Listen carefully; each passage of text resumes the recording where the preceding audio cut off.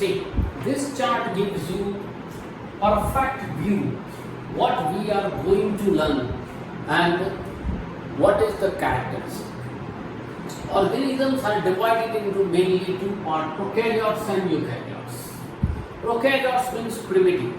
Primitives having only one cell, or they are called unicellular.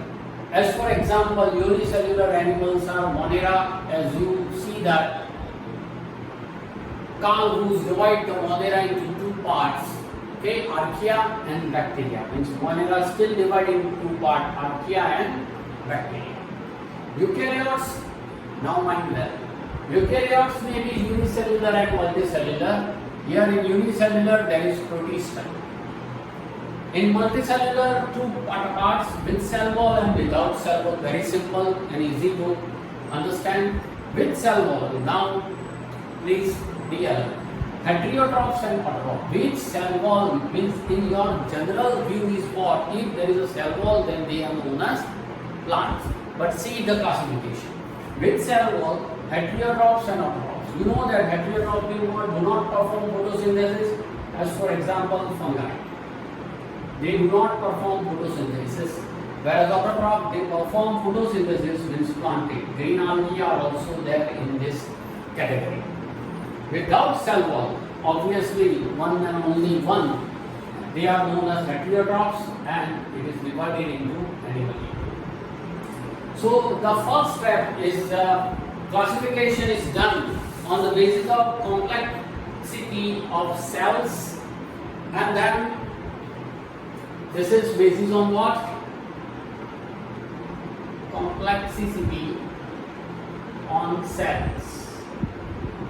Here complexity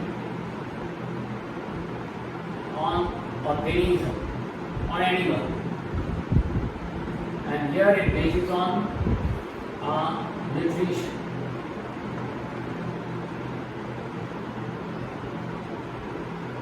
Means taking of food habit, means on the basis of this three category we divide this. If you learn this chart, if you understand this chart, this chart is not important for exam point of view, but for your concept and for your understanding. If you then you can easily get that Monera, Protista, fungi, plantae and animalia are the five kingdoms.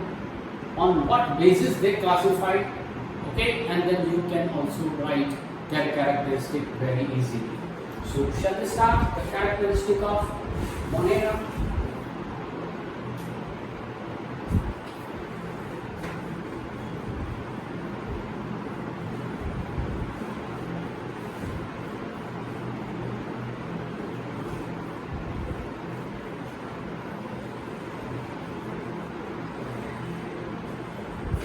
Characteristic of Monera.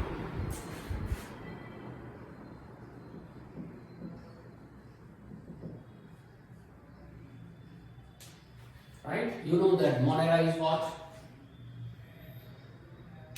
Particularly, Monera is unicellular. So you can write that it is extremely small because it is unicellular. And its structure is also very simple. So it has, I can write like this. They are very small. Structure is very simple. It means what? No well-defined nucleus is there. Well-defined nucleus is not there. Okay? So they do not have defined nucleus.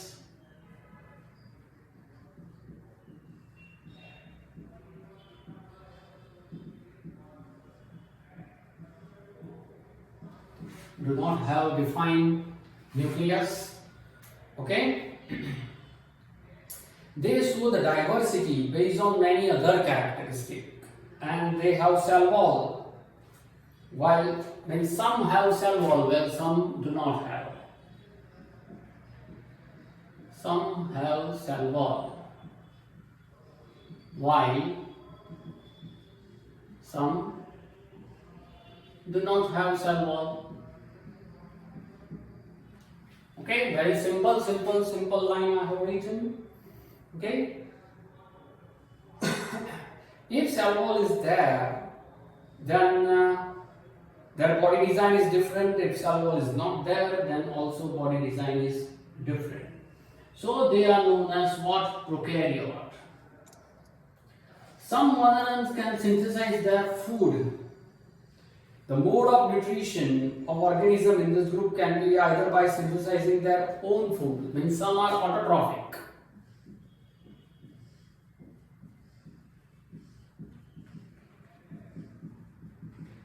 That is, they synthesize their own food.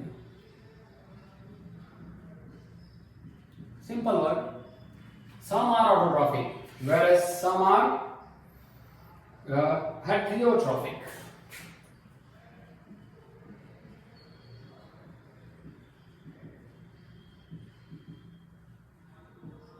Heterotrophic. As for example, you can cite that bacteria, blue green algae. Okay, bacteria, blue green algae, right? Which is also, this blue green algae is also known as cyanobacteria. The words are different, okay? And mycoplasma also there.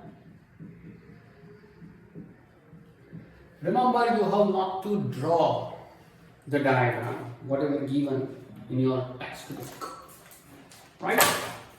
Now afterwards, the second thing, Monera. Monera afterwards, Protista.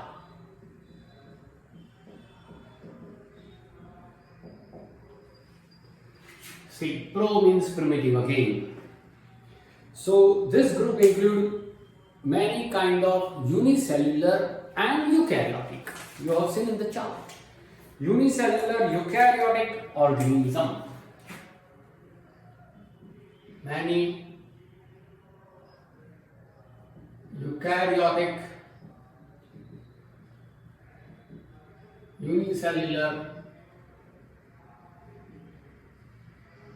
organisms are there. Okay, eukaryotic also, unicellular also. They use the appendages. Appendages mean joints.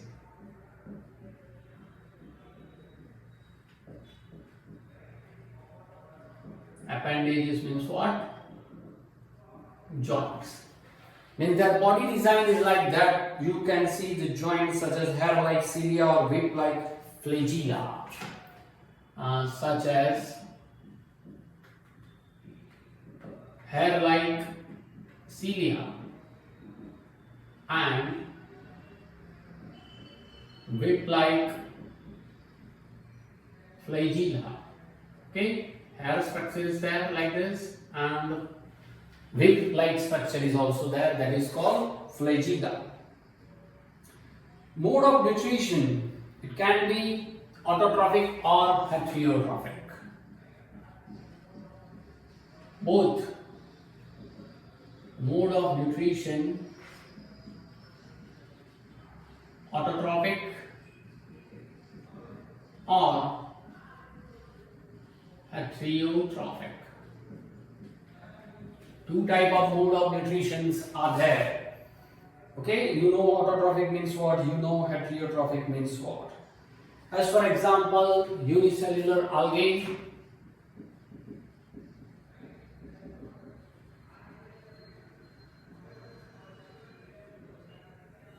okay, diatoms.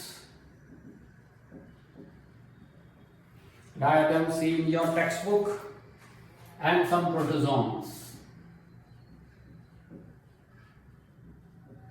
These are the examples. Say on your page number 84, Paramecium, amoeba and euglena photographs are given. Paramecium has surrounding cilia.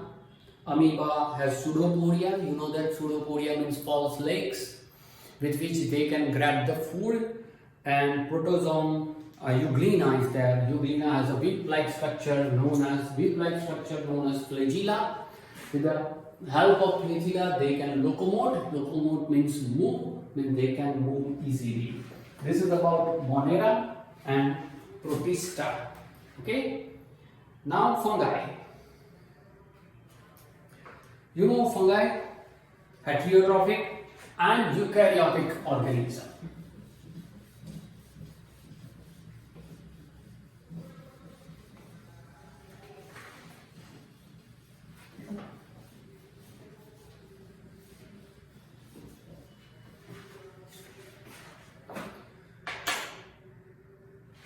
So, afterward fungi.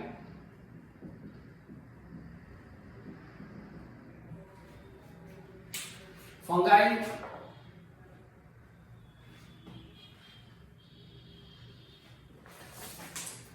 eukaryotic and heterotrophic organism.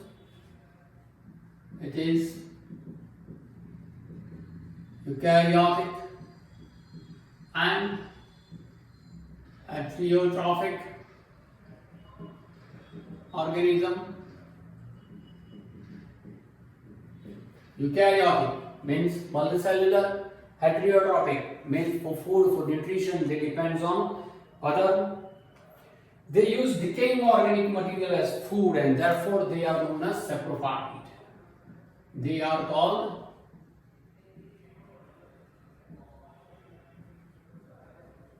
saprophytes. Why fungi are known as saprophytes? Because they depends on dead materials like plants and animals. They depends on dead bodies of plants and animals. If the organism that depends as per nutrition, if they depends on dead body or decaying material of plants and animals, then they are known as saprophyte. Saprophyte word is used. The mode of nutrition is also called saprophytic mode of nutrition. Dead materials or decaying materials. Dead doesn't mean decaying. Dead is and decaying material. You have to write like this. So they have capacity to become a multicellular organism on certain stage of their life. So on certain stage of their life, they become multicellular animal. And so you can see with your naked eye, fungi that you can see, you have seen maybe.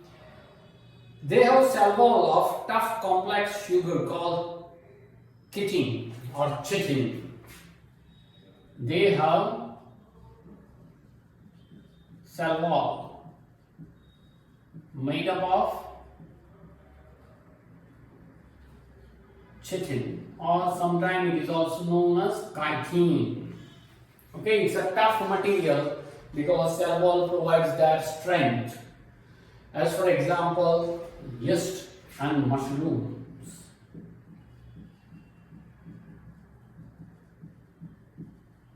You know that yeast and mushrooms are important food for animals. It provides particularly protein. Now the fourth one is plantae. Moreover, you can also write that fungi species live in permanent mutually dependent relationship. Okay, they live, that is, the relation is known as they live symbiotically.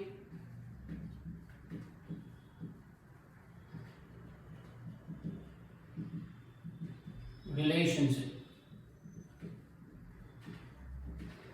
As for example, blue-green algae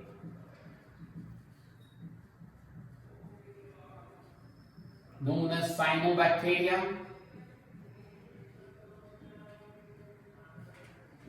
What is called symbiosis relationship? Means two animals, two organisms live with each other. They help with each other. Here blue-green algae and fungi live with each other. You know that green algae produce food for themselves. They are autotrophic because green chloroplast is there. And fungi, they sat on the algae to protect the algae from high density or high intensity sunlight. So, because of the fungi, algae doesn't get high intense sunlight. Algae get proper amount of sunlight. On behalf of this, algae provide food to the fungi. So, in this way, they live happily. They help with each other. This helping nature of each other about food only is known as symbiosis.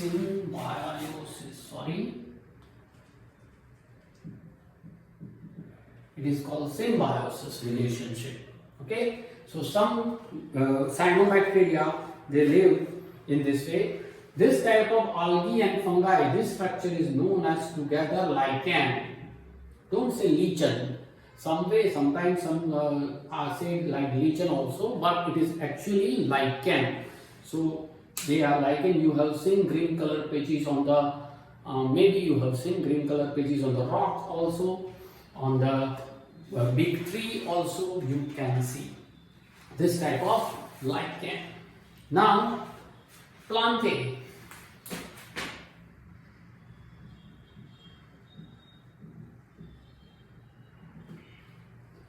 You know plants means what very well. These are the multicellular eukaryotic organism with cell wall. They are multicellular and eukaryotic animals. They have cell wall made up of cellulose, which gives the strength. Okay, so plants and animals are most visible diversity of classification of organism you can see surrounding us also.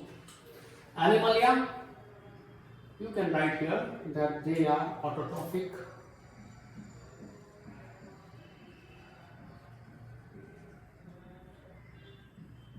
Autotrophic. Mode of nutrition is autotrophic. Now, Animalia. You know Animalia, simply multicellular, eukaryotic, okay, but without cell wall. They are multicellular and eukaryotic animals without cell wall. They are called heterotrophic.